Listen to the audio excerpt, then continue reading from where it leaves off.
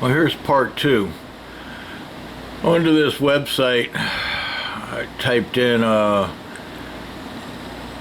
Kizer Noble Hard Open. So I got this guy's website and I looked at the video and he gave me some tips. Here the cleanup here is quite good and smooth and easy. As you can see here, it fires right out of my hands, no problem. But that all depends on where your fingers land. I like to use these speed holes and then the edges chamfered around them to kind of let me know where I put my fingers. But the real side, when deploying it from the right side, is where your fingers land. And this knife doesn't have a lot of width to it, so I sometimes find myself putting my fingers on the lock bar here.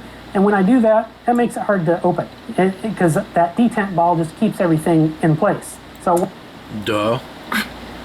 I mean, go figure. Like I said, it's a learning curve, and I was like, and what I was doing was I was holding it like I would any other knife. And when you do put your fingers on this lock bar, it does make it a bitch to open. Now, let's say you move them up here. I got them up here now.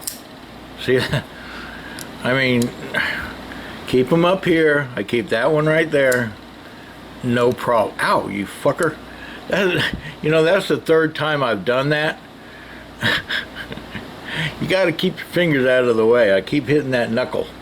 So anyway, so, you know, again, if you got your hand on this lock bar, you know, forget it. It's like a well, it's a motherfucker. Move your hand off the lock bar, and there you go.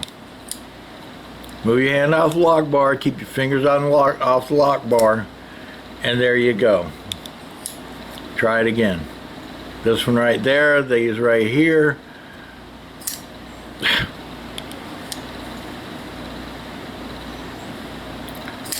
All right, so I've taken it apart. You know, who would think? Who would think that, you know, don't do that? I've never had a knife that, you know, was don't do that. this knife opens quite well as long as you have your fingers off the lock bar.